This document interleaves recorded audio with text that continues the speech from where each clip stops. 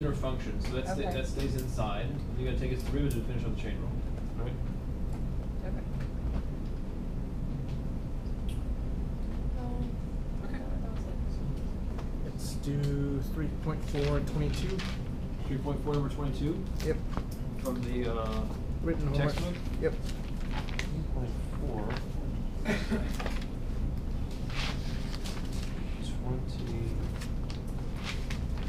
I also want to look at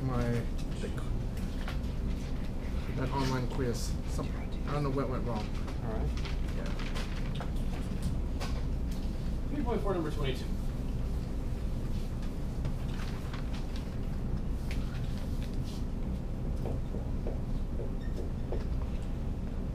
The function is x sine x over 1 plus cos x. We're supposed to take the derivative. X sine dy dx is going to start with a quotient rule. Here's where the order becomes more important. So the bottom, 1 plus cos, times the derivative of the top. The derivative of the top is a product rule, so I'm just going to write d dx. I need to take the derivative of the top. I'll do that in a second. Minus the top, x sine x, times the derivative of the bottom. So I have this in notation. I'll write the other one in notation as well, even though it is a simpler derivative to take. So I've got another step. I'll have to make it more than it would have been. So we'd have that at first, and we have these two derivatives that we have to take. So now the derivative of x sine x, it's not that hard to figure out, but you may not want to do it when you're doing all this as well. So you have 1 plus cos x. The derivative of x sine x is going to be the first, I'll say it the way I usually say it this time. It will be the first times the derivative of the second plus the second times the derivative of the first. Minus the x sine x times the derivative of 1 plus cos, which is just negative sine.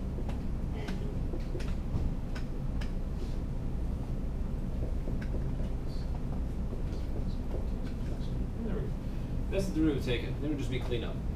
Okay? The derivative is complete. Alright. So let's see. Something's going to cancel. So we will distribute the 1 plus cos to the x cos plus sine. It's a little cumbersome, but I don't know how far ahead you guys can see sometimes. So what's going to happen is this. When you multiply this out, you're going to get an x cos squared, right? Can you multiply what out? When you multiply these two factors out, you have 4 terms. One of the terms will be x cos squared. Okay. There is a plus x sine squared here. Okay? So then part of that expression is 1, and the other part is x. So that's gonna knock out some of the length of this expression. Right. We'll see in a second, but just to explain why I'm even bothering to multiply this out is because I do see cancellation. So we just multiply it out and get I get these 4 terms here on the left, the 4 terms that this will produce. We'll have an x cos x plus x cos squared. So that is the x cos x times both of these. And I think the sine x times both of these. We will get a plus sine x plus sine x cos x, plus our x sine squared on the right. And the bottom's still the same.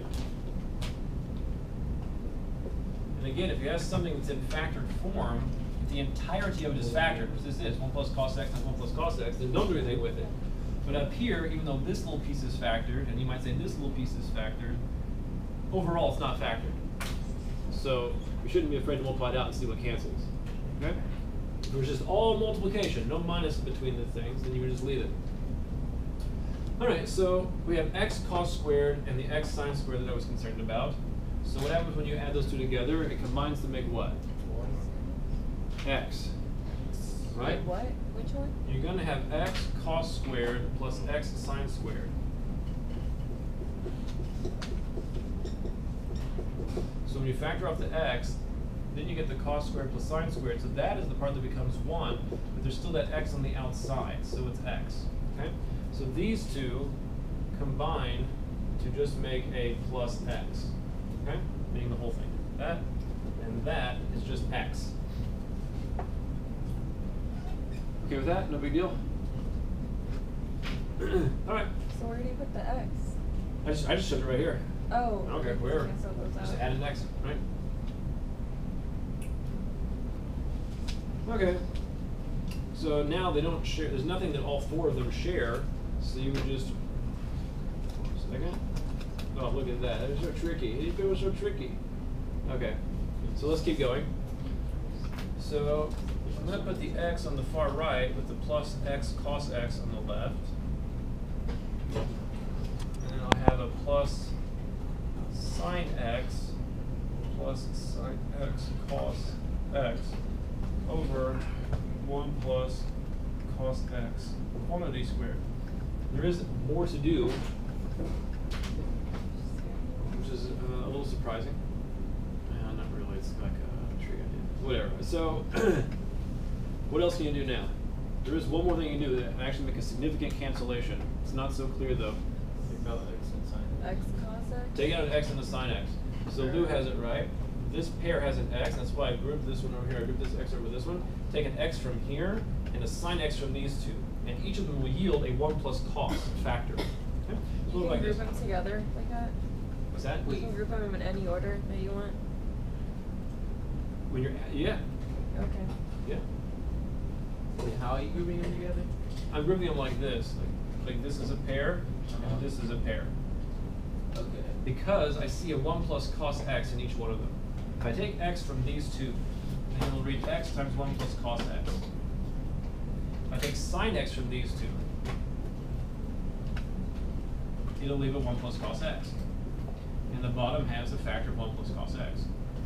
Actually, it's two of them, but When all four of those cancel out? not all four. The top two and one of the bottom ones. Meaning one from each. One from each term. Okay. Right? So now we get cancellation, cancellation, and cancel that power down to a 1. We finally get x plus sine x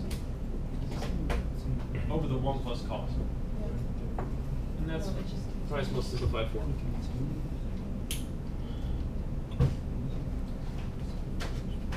So that last cancellation was not so obvious Wait, why did you cancel the square at the bottom? because I made it a power of 1. I'm taking one of the factors of 1 plus cos x from here, here, and from every term. There, there, and there. Take 1 plus cos x. So that makes that power knock down to a 1. If there were 3, it knocked down to a 2, and so forth. So there's the final answer for that one.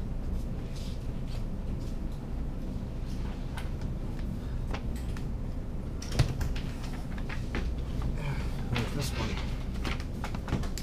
Is that? Yep. There you go.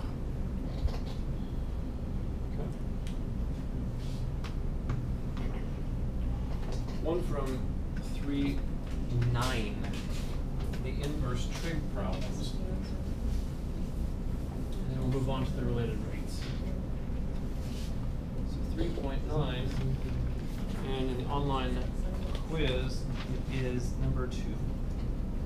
That is so easy.